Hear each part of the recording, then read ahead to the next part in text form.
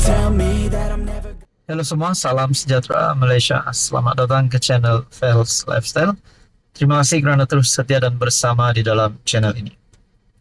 Akhirnya persoalan-persoalan yang kita ada sebelum ini, yang seringkali menjadi persoalan ataupun pertanyaan di antara pemerhati politik dan di kalangan rakyat Malaysia. Adakah PAS akan membubarkan Perikatan Nasional? Tidak lagi mahu bersama-sama dengan Perikatan Nasional untuk bersama-sama dengan kerajaan hari ini ataupun untuk menawan Putrajaya. Adakah PAS tidak lagi mahu bergabung dengan Bersatu dan Gerakan di dalam PN? Ataupun adakah PAS akan menyertai kerajaan bersama dengan PHBN? Nah, saudara-saudara, berkaitan dengan isu ini ataupun persoalan ini, akhirnya ini satu keputusan muktamad ataupun satu keputusan dikongsikan oleh Malaysia Kini bertarikh 14 September. PAS dalam satu kejutan.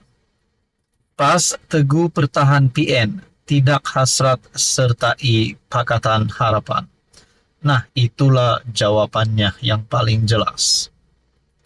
PAS akan terus beristiqamah, mengenali kalangan yang ikhlas menerima Islam dan menolak kalangan yang telunjuknya lurus tetapi kelengkengnya berkait. Justeru kata presidennya, Abdul Hadi Awang, PAS akan tetap mempertahankan Perikatan Nasional. Bahkan PAS tetap berdiri teguh mempertahankan PN dan menghidupkan muafakat nasional yang sebenar. Kita dan tidak sekali-kali berhasrat untuk menyertai PH dalam apa jua bentuk, katanya ketika menyampaikan ucapan dasar pada muktamar tahunan PAS ke-70 di Kompleks Al-Makmur, Kerbau. Kenyataan itu disambut dengan laungan takbir oleh perwakilan. Dia seterusnya menyindir kerajaan perpaduan pimpinan Perdana Menteri Anwar Ibrahim dengan beberapa rangkap pantun. Dari Kerbau ke Janda Baik, terus ke Tumpat balik ke Pancor. Jaga diri baik-baik, jangan melompat ke bahtera bocor. Di Janda Baik makan ketupat, sambil duduk di atas papan. Kalau salah pergi melompat, melompat katak jadi umpan. Ke Janda Baik bawa ketupat, makan sama roti keramat. Lompat bukan sebarang lompat, bahtera Islam pilihan selamat. Mengulas lanjut, Abdul Hadi berkata, tidak ada untuk meloncat kerap kali untuk selamatkan diri, asalkan pergi ke bahtera yang selamat. PAS memilih perpaduan umat Islam dan bukan Islam yang tidak ekstrim, yaitu kalangan yang tidak menghalang bahwa Islam adalah penyelesaian kepada semua masalah dan penyelamat manusia yang berwawasan dunia sehingga akhirat, serta mewajibkan Islam memimpin. Tuan-tuan berkaitan dengan kenyataan Abdul Hadi Awang, apa komen Anda? Halo semua, salam sejahtera Malaysia. Saudara-saudara, tuan-tuan dan bapak yang amat dihormati. Akhirnya PN dalam satu kejutan besar. Ini adalah berkaitan dengan MOU ataupun perjanjian bersama dengan kerajaan yang melibatkan peruntukan yang sama rata bagi ahli parlimen kerajaan dan ahli parlimen pembangkang. Namun saudara-saudara, PN telah sebulat suara menolak MOU dengan kerajaan Madani. Adakah ini akan memberi kesan yang buruk kepada pembangkang sendiri, PN, ataupun memberi kesan yang buruk kepada Anwar Ibrahim sebagai Perdana Menteri? Karena akhirnya ada yang mengungkit manifesto ataupun janji daripada Pakatan Harapan untuk memberikan peruntukan yang sama rata bersama dengan ahli parlimen pembangkang.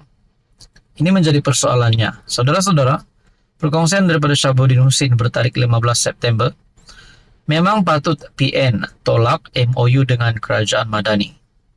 Blok pembangkang PN akhirnya menolak secara mutlak MOU dengan pihak kerajaan yang merupakan syarat untuk ahli-ahli parlimen mereka diberikan peruntukan kewangan oleh kerajaan Madani bagi kawasan masing-masing.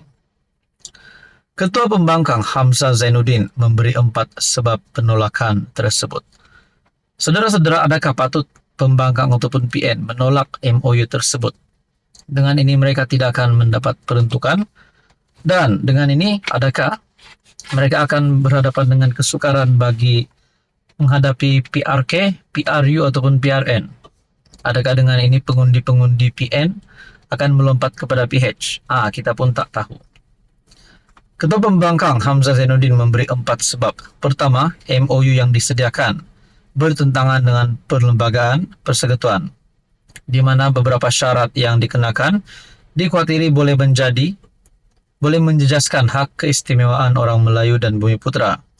Kedua, MOU juga dianggap bertentangan dengan nilai budaya, moral, dan agama, di mana draft yang disediakan mengandungi beberapa syarat yang dilihat bertentangan dengan nilai tradisi, budaya, moral, agama, serta tempatan. Ketiga, ia boleh disalah tafsir dan terdedah kepada salah guna kuasa kerana MOU itu tidak mempunyai mekanisme yang jelas, dan keadaan ini boleh membuka ruang kepada berlakunya pelanggaran, mungkir janji atau ketidakpatuhan secara ex parte sebelah pihak. Yang keempat, MOU turut dilihat mengongkong kebebasan bersuara ahli-ahli parlimen lantaran mengandungi perkara-perkara yang mengekang kebebasan bersuara ahli parlimen, sedangkan setiap ahli parlimen mempunyai hak dan imuniti untuk bersuara bagi pihak rakyat mengikut Akta 347 Akta Majlis Parlimen, Keistimewaan dan Kuasa 1952. Menurut Hamzah lagi, kesemua ahli parlimen PN sebulat suara menolak MOU dengan kerajaan. Dengan penolakan itu bermakna ahli-ahli parlimen PN tidak akan memperolehi sebarang peruntukan keuangan daripada kerajaan. Meskipun memberi peruntukan sama rata kepada semua wakil rakyat tanpa mengira parti adalah antara janji yang terkandung dalam manifesto PH sebelum PRU lalu, serta tercatat dalam catatan malaikat di atas langit. Nampaknya satu lagi janji PH dimungkiri dan dicapati. Selain janji popular untuk menurunkan harga minyak yang masih dinanti-nanti setelah Anwar berjaya dalam cita-cita untuk menjadi PM. Sepatutnya oleh kerana janji memberi peruntukan sama rata kepada semua MP adalah janji PH sendiri. Tidak apa-apa MOU perlu dijadikan syarat sebelum peruntukan kewangan hendak diberi kepada MP-MP pembangkang. Beri sajalah tanpa syarat sebagaimana telah dijanji. Bukan pun pakai duit sendiri atau duit bini. Nah, saudara-saudara, tuan-tuan dan puan, adakah dengan ini sedikit sebanyak Anwar Ibrahim berisiko untuk hilang undi, berisiko untuk digesa, letak jawatan ataupun dipecat? Tuan-tuan dan puan, akhir daripada tulisan Syahabuddin Husin, cuma satu hakikat yang jangan dilupai, rakyat sentiasa memerhati. Dan bila tiba masa memerlukan undi nanti, mungkin yang tinggal hanya mampu gigit jari. Tuan-tuan dan puan, apa komen Anda?